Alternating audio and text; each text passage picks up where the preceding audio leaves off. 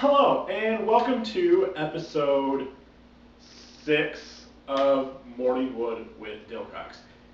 Yes, you might be thinking, but Gregory, we didn't see episode 5 last week, so wouldn't that make this episode 5? No. You are right, you did not see episode 5 last week, and I apologize for that. But I assure you, there most definitely was an episode 5.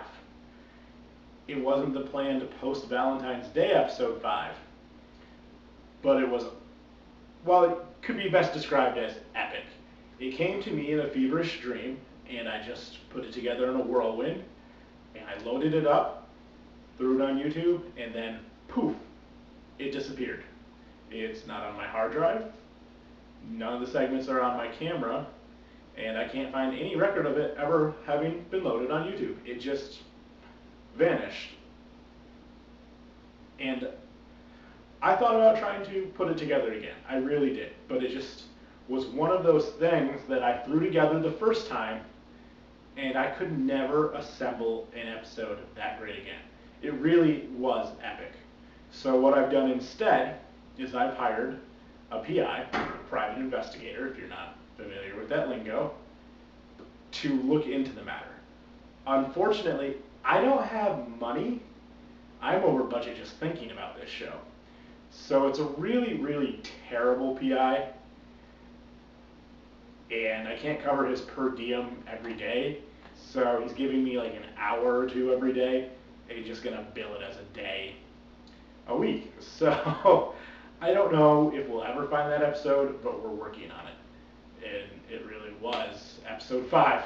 Whew, best one yet. That is until this week's episode 6, which is going to be the new best one yet. If you recall, in episode 4, I asked my lovely viewers to send in their worst Valentine's, worst date stories. Only one person shared it with me, and they asked to remain anonymous. And it's a fun one. It wasn't a Valentine's date, but it was a first date, and this anonymous person had met this gentleman online, because online dating is all the rage. So she'd met this gentleman online. His profile seemed normal. He looked cute. They had a good conversation first. She thought she knew what she was getting into. Well, and he did. He seemed normal. The conversation went great when they met, and he was still cute. He didn't MySpace angle it or anything. That was him in his pictures. Only he smelled like he'd been rolling in cat litter. It turns out he's a cat man. I know everyone associates women in the cat woman, but there is a rare breed of man who just has way too many cats, and this gentleman was one of them. She described him as living in a box of kitty litter, and that is how he showed up to her first date with him. Needless to say, there was a second and a third, because who doesn't want to be with a man who smells overly like kitty litter? But what she pitched to me after this conversation was that internet dating come with smell-o-vision, so that you get the pictures, you get a sense of who they are from their profiles and the messages, but you need a sense of the smell. And I want to be a fan of this idea, because yeah, smell's important. You can't be with someone who doesn't smell appealing to you. But I don't want to smell everyone on the internet. I really, really just do not want to smell everyone on the internet. So no smell-o-vision for me. We have a fun show. We have a guest who's going to do a segment in a minute. But I know you guys are all wondering, what is with this awesome shirt and tie combination I've thrown together? It's easy. Terrible placemat over a flannel tablecloth. That's what I'm going for. Terrible placemat over a flannel tablecloth. I mean, is this kitsch or what? Basically what I'm saying, ladies, if you ever want to eat off someone's chest, I got a perfect setting for you. Yep. Once again, my mother watches this show and is a fan, so yay! Anyway, moving on from that terrible idea. Yes, I did this. I'm going to put it on the internet. I have no shame. Yes, moving on from that idea. you've seen a couple of the guests, from my good friend Josh, who was my first guest, my brother Joseph, who was our expert sports analyst, who did a phenomenal job, the very, very, very beautiful April Marie, who last week was in a fashion show up in Ottawa, Canada, and looked gorgeous in the photos. So congratulations to our friend April Marie. That one time I had a hot chick on my morning show, because placemat, ladies, placemat. And of course, my celebrity guest that I sit here and interview, and the good Reverend Gregory, who we all love and will be back next week on the show. This week I want to bring in a really, really useful man in the morning show spitting game at Ladies Expert. Yes, that is correct. We do have a spitting game at Ladies Expert on staff here at Morning Wood with Dilcox. And I thought this was a perfect week to bring him on, because this is the last week in February. That's going to be the last morning show in February. So spring is on the way. And spring is my favorite season. I could list any number of reasons, but it's because it's the official start of summer dress season. That's right, summer dress season will quickly be upon us. So now that we're past Valentine's Day and we're gearing up towards summer dress season, here is our spitting game at Ladies Expert, Joseph, to share with you tips on how to pick up women. Take it away, Joseph. Hello again, everyone. I'd like to thank Greg for having me back on his show. It's great to be back. He asked me to be on today to kind of help out the YouTube world with everyone's least favorite holiday now past and February winding down to an end. We're fast approaching my favorite season, spring. And you know, the best part about spring? Ladies in sundresses. And I'm here to help you guys who spent your Valentine's Day lonely with the part of the Dilcox Essential Guide to Pickup Lines. I have pickup lines in different categories all ready for you to just go out there and meet your future misses. These are all Dilcox tested and approved. So right away, I'm just going to get into the first part. You know, something I found in my many, many years of dating in this lifetime, that women love compliments. So my first bit are pickup lines that incorporate some sort of compliment into them. So first is kind of an oldie, but one of my favorite. Go up to a girl, "Hey, are those space pants? Because that ass is out of this world." Now, I know not everyone is into that kind of thing, but if you get a kind of nerdy one into the space world, she'll be all over it like white on rice, I guess, or something that's all over something else.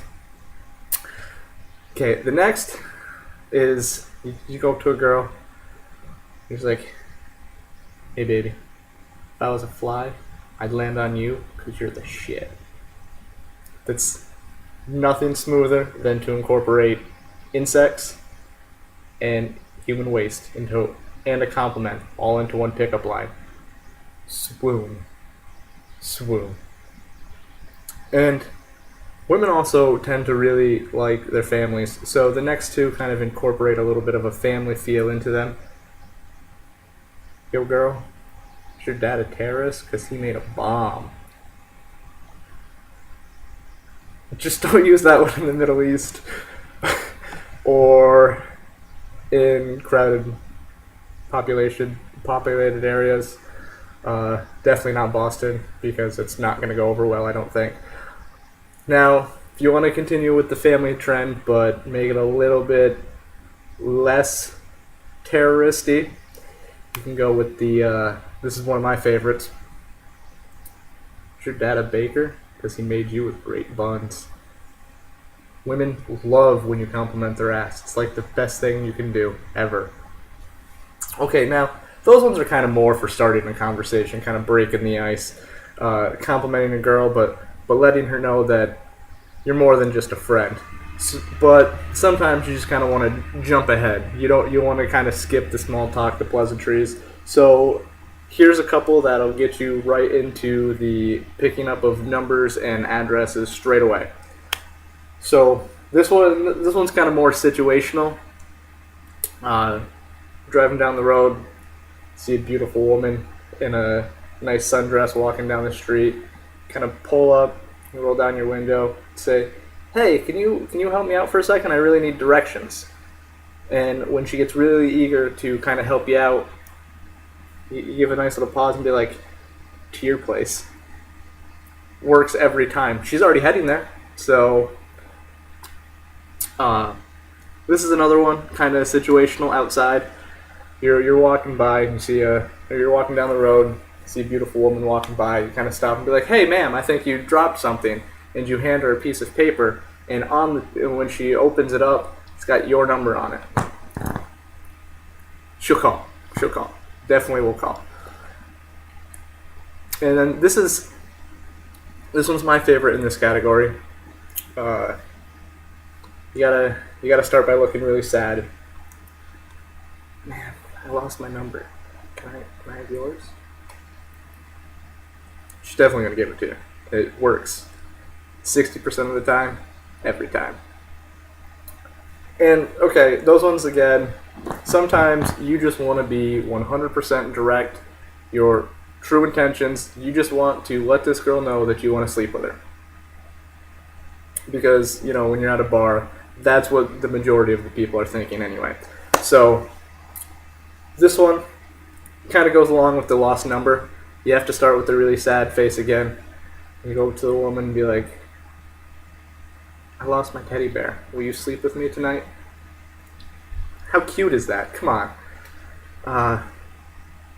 Here's one, kind of a newer one I heard recently that I really liked.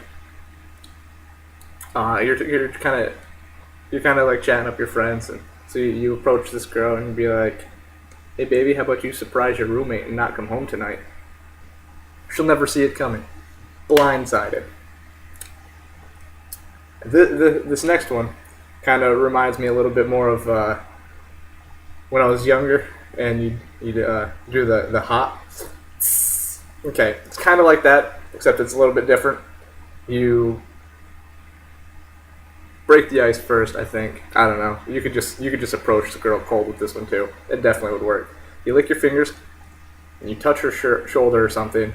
Be like, "How about you and I get out of these wet clothes?" You're just trying to protect her, right? Women love a protective man. And this one is the most direct that I think you could possibly come up with. So you're out at a bar and you kind of gesture for a beautiful woman to come over. And as she approaches you, you say, "I just made you come with one finger. Imagine what I could do with my whole body." And there you go. Seal the deal. And you're good to go. And that is at least part of the essential Dilcox guide to pickup lines. Any one of those is guaranteed to work, and you should respond to Greg's morning wood with your success stories, because that's all you'll have. Testimonials, if you will. Okay, I'm gonna throw this on back over to Greg, and I will catch you guys the next time I'm here. I'd really love to thank Joseph for that wonderful segment. He gave the Dilcox guarantee, so gentlemen, if you're looking for a lady, you know how to spit game at ladies.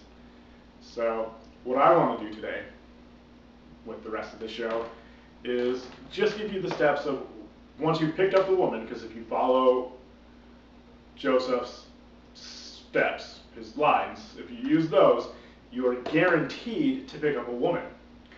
But that only gets you so far. What do you do after? Well, that's where this Dilcox brother comes in. Got just a couple little handy tips for you to keep in mind. First off, sharing a bed with a woman you picked up in a bar is awkward, but you cannot be an asshole. You cannot kick her out. That's a faux pas. But casually throughout the night at some point, mention you've been having trouble sleeping and you've been sleeping on your couch better lately and it's been driving you crazy, that you would really love to change it. Do it casually, don't make a big deal about it, but definitely bring that back up at some point during the night. But wait until you've used one of the surefire lines that are Dilcox approved before you do this, because you don't want her to think you're some weirdo who only constantly sleeps on his couch with a tub of ice cream. You don't want to send that impression, that's important. But once you've used a surefire line, in. In. Let's do that again. That's what she said. Yeah, that's the kind of show we're running this morning. But yes, you want to bring that up. And then, post-coital, you don't need to kick her out. Give it 20, 25 minutes, 30 if you're really a nice guy, and just say, hey, I hate to do this, but like I said earlier, I can't sleep. I'm going to go see if I can fall asleep on the couch. Now sure, worst case scenario, you're sleeping on the couch, but she's going to want to leave. Most likely, she's going to want to leave, but you're not a jerk for throwing her out. You're just a guy who's had trouble sleeping, and it has absolutely nothing to do with her. So you maintain your positive energy. And my last piece of advice is if she does stay the night, whether it's in your bed because you're comfortable with that, or if she's in your bed and you're on the couch, always have breakfast plans for the next morning. Always. It's an easy out strategy that keeps you in good graces is if you have breakfast plans. I always love to use my brother. I had breakfast plans with my brother the next morning that I had to keep. Because it's my brother and not just like a casual acquaintance, it's awkward if she goes to breakfast with us. That's an intimate moment between siblings.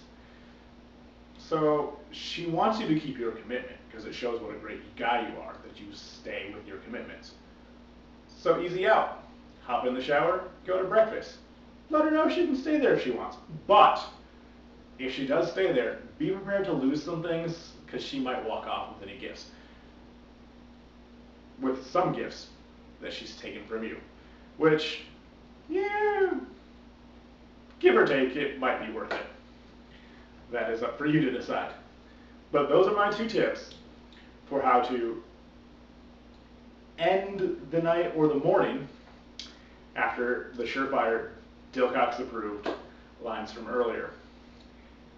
Because at Morning Wood with Dilcox, we're trying to both encourage morning wood and discourage it. Yep, let's remind everyone once again that my mother's the biggest fan of this show. She's so proud of us.